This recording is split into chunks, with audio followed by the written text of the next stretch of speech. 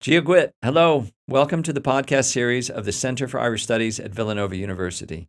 My name is Joseph Lennon, Emily C. Riley, Director of the Center. And I'm Jennifer Joyce, Assistant Director and Curator of this series. We appreciate the support from our many donors, especially a generous grant from the Connolly Foundation. Irish Studies at Villanova has existed for 40 years, and in that time, both Ireland and the Irish diaspora have changed enormously. This podcast series will reflect on these changes through the 9 different academic disciplines that are taught through Villanova's Center for Irish Studies. Our faculty and students will engage in discussions with distinguished thinkers, artists, writers, academics, political leaders, and other campus visitors. This year, our central question will revolve around the changes the past 40 years have brought. Thank you so much for listening, and if you are in the area, please come to one of our events. You can follow us on Instagram, Twitter, Facebook, or email us at irishstudies@villanova.edu. Thank you and enjoy. Steve Galer, welcome to this podcast with the Center for Irish Studies. Smisha Alene and Tutor and the FLTA Fulbright. I'm joined by Ciara Ni E, writer, poet, broadcaster, Scribnor Conaha, the writer in residence at DCU in Dublin, agus ambassador don Irish Scribnori na Héireann, the ambassador of Irish Scribnori. She's also the founder of REC, a monthly bilingual spoken word and open mic night, and former Fulbright FLTA at Villanova. So, Falter Roth, Ciara. Ciara Míle Maithagad. Hey, Untach Fad. So, in your family, just a kind fui antanga, Gaelga, and Shli and will she Avuna in Éireann agus Harlar agus an Cuasa Dakish in Éireann freshen. So we'll kind of dip in and out of Irish and English. So hopefully everybody listening will be able to grasp some of what we're saying anyway.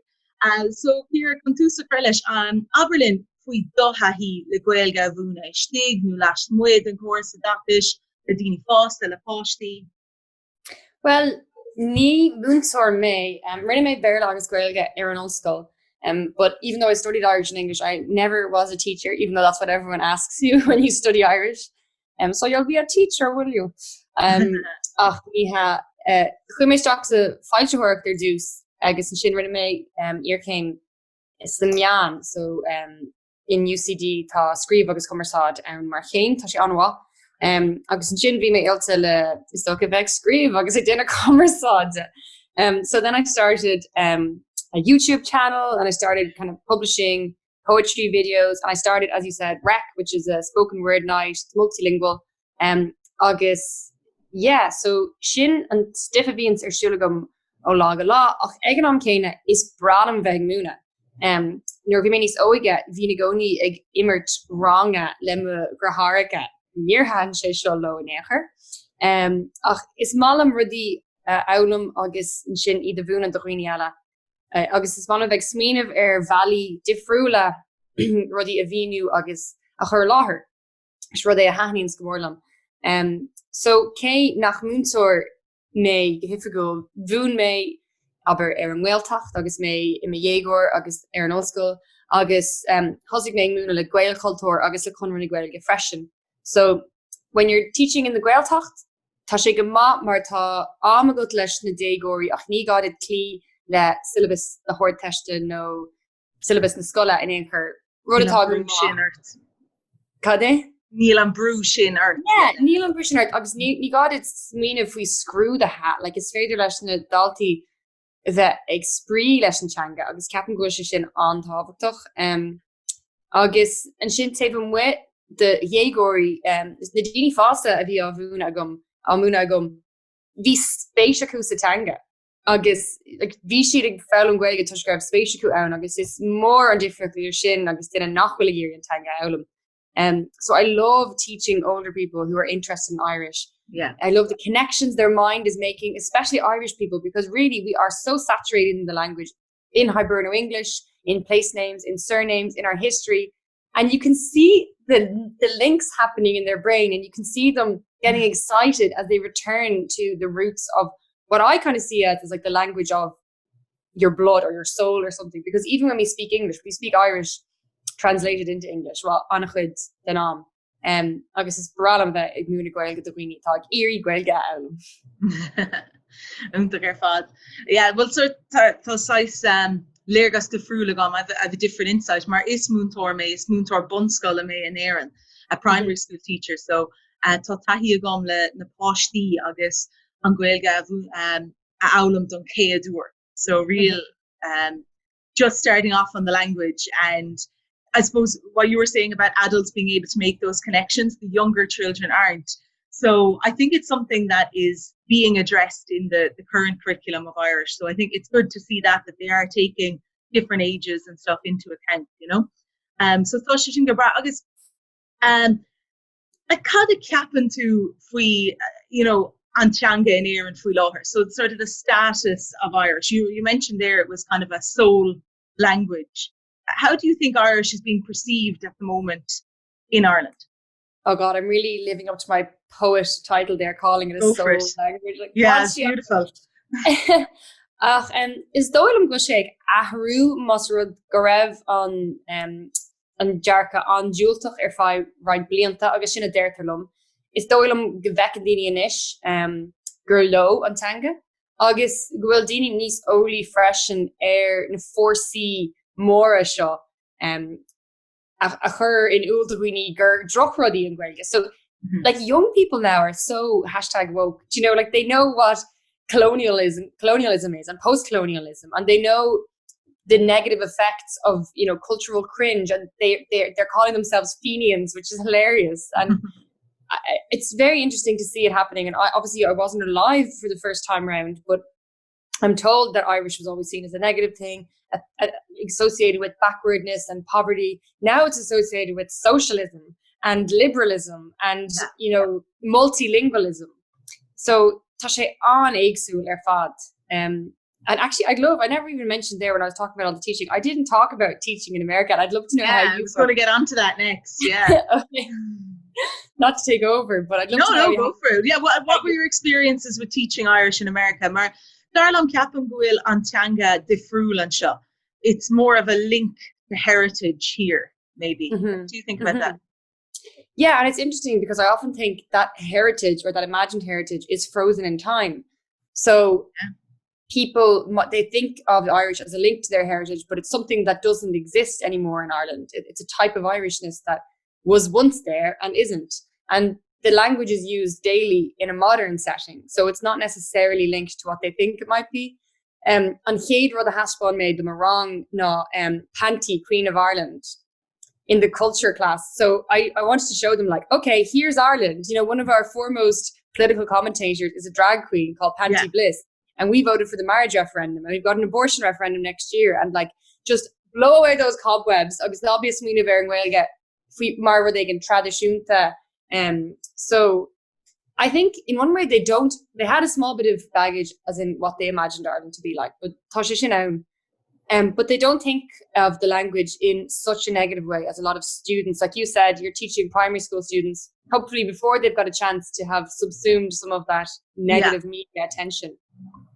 And the Americans were kind of open to learning the language. And, you know, they weren't surprised necessarily when I told them that there were, you know, that there's modern music and modern literature, because they'd be like, why wouldn't that exist in a language? Yeah.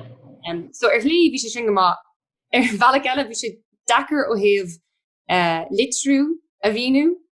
Because again, with Irish people, we know so much Irish that we don't even know about. Like BHs and DHs are nothing to us. And an Uru is a natural part of life. But a lot of my American students found that just difficult. And I'd love to go back and try new methods, like not showing them the spelling and teaching them the words without the spelling first, because I think they became too focused on that. But, you know, I was just there for a year and I did my best. Yeah, no, definitely. So just dollar ask the on Aaron in on Gaeilge in Aaron. How the capan to fui on Balach in a will Gaeilge of Una and will she a fucked up darlats. Tommy kind now if we Gaeilge Sniskolana, so Irish in schools. I know you haven't taught it, but do you have some opinions on how Irish is being taught? Maybe secondary school level more so. Quinta nach will she magalor. Like rinne me chlor fascination of your teacher Cahir Ledani August Vimer Branu few in Wales Skulana Foggin na daltaí an scoil agus ní leiríonn si gailge tar éis bheith ar scoil le leir gail gach lá ar fá sé. Yeah, docreta. So ní dóm go muinn sé leis na gnásscoil na scoil na béle amháin, buinn sé le dearcha agus is fúla marrá the way it's taught. Ach is dócha like má tá géirí gailge a bhúna mar cean go bheo gur gá níos móíon of le léirú gur féidir antanga úsáid taobh muid an scoil. Agus an sin is gá céimeil íon na deisina a crothú antanga úsáid taobh muid an scoil. Agus rudí a bheith nádartha. So tá annach chuid an sin ach an chéad rud is tóca ná dá meic an tá annach chuid rudí. Dá meic gailge maglóir ag na miicléin agus iad ar an manscoil le dulling leis an tanga i gceart agus leis an litreacht i gceart. Agus dá meic na múntóirí go má ag múna gailge. Níl mé rá nachhfuil gach múntar is tóca bhfuil annach chuid dómh anmha. Agus déine siad a níhil leis an ábhar atá ar fáil agus leis an curriculum achas tóca bhfuil roiint le ahrú freisin. Yeah. Ceapan bhfuil fáib le muoín freisin and the confidence leis an teanga úsáid. Cad ceapan tú faoi sin ó thaobh na múntóirí de beidir. Ó spéisiúil, so ceapan tú nachhfuil siad san muoín len acuid gailge féin. Ó spéisiúil. Ja, ní lei gom tá sé fecristom gohfuil tá daine ann úsáid an gailge go profisiúnta. Agus nach leróch í taobh muid an scoil. Like tá mé go mór an áras chun ar bit a bhún an gailge ar an scoil agus aber dá múling na duine i dachtábhna agus dan airdíisiom os múntar gailge mé agus má hosíim se ag leir an gailge lo. And they answer me in English. Yeah. Like, right, so like céim fá bhfuil tos le múna gailge mar rag roha mé fiú in like tá sé yeah. So sin an cinál rud tá gceist gomnar déir go múntarí ann nachfuil agus nachfuil mágalóir agus dócha is go sé tacht leis an rudtá rá lása faoi asco muíine. Éidir no. Yeah. Agus cíir like I dóthaí le gailge bhúna. Cad a brian. Like, Vita kind for your YouTube channel, rec, you've got the pop-up Gaeltachts now. What do you find to be effective with Irish learners that you have encountered?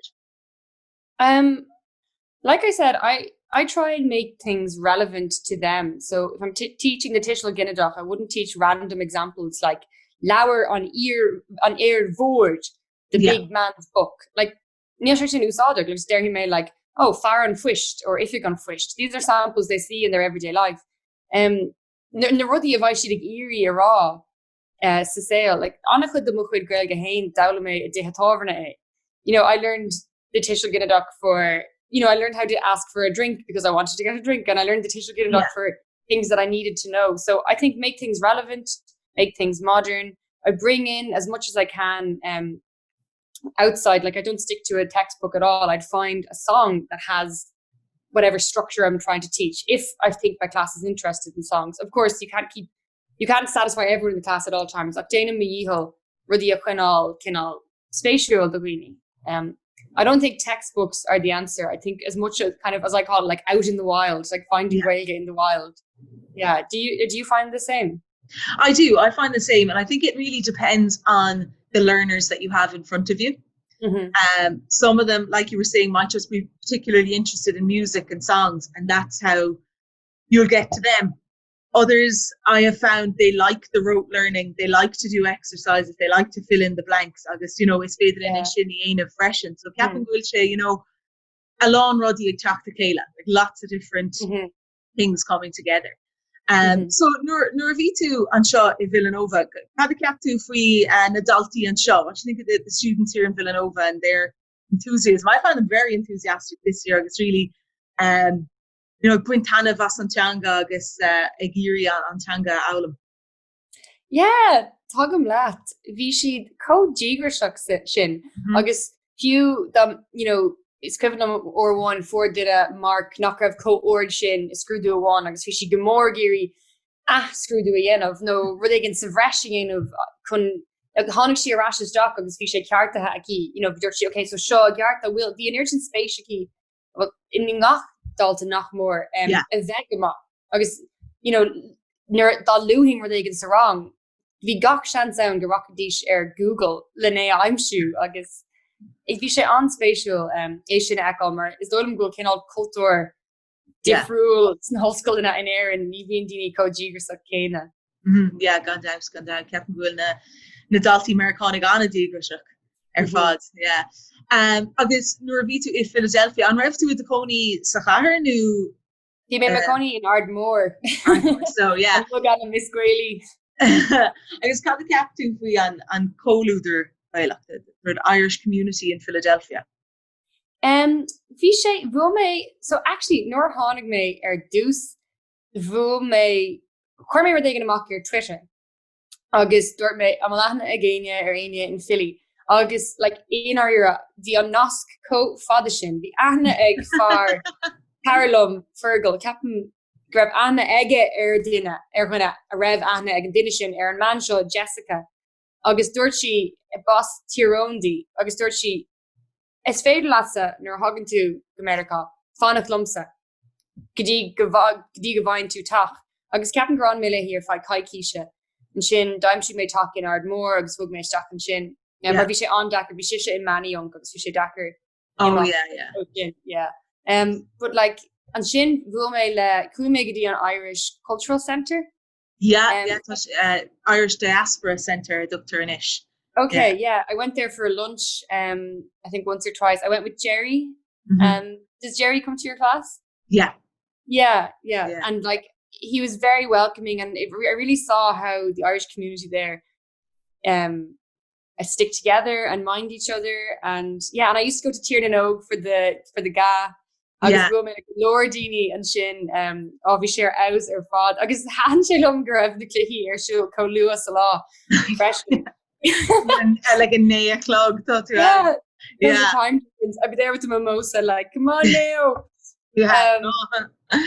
Time amachoni Lauren Carrup, so tá an teachtar na fado in Alum, and okay, so tá sin go bra freisin. Agus bhí mé géirí pop-up Gaeltacht agru in Iana ach an sin thorla gachrod, leis an lockdown agus pandemic agus ruí mar sin so beidir an bblion secuing is féidir in sin fer le chéile. So just mar ceis dénach an bhfuil éon chorla go le haid daoine fasta atá ag irí antanga Alum. So any advice for learners? So why new or lar at home or abroad? Well, yeah, the first thing is watch my video series on YouTube. Yes. Called What the Fuckle.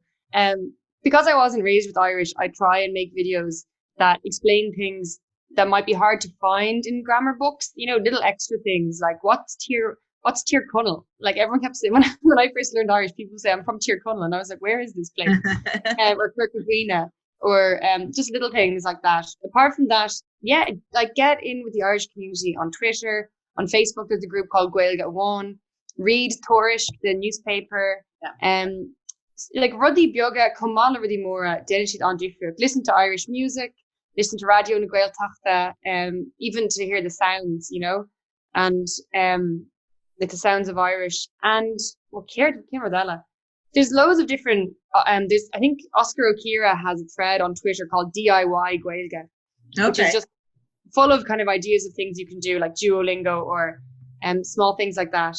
And Prívod really use the Irish that you have. As soon as you have it, put it into use and use it with other people, and don't be afraid or embarrassed to use it, because that's not why you're learning it. You're learning it to use it, I assume. And I might be assuming wrong, but yeah. No, I'd say that's fairly accurate. Agus mátá aon duine géirí cuasa dhéanamh le linn an Sarig. Villanova are running an Irish language summer course. I'm going to be teaching it.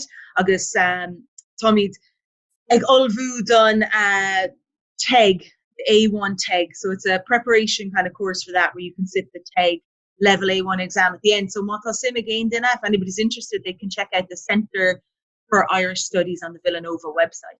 Amazing. Ciara, Mila Buitis, thank you so much. It was really lovely talking to you and to get your views on the Irish language.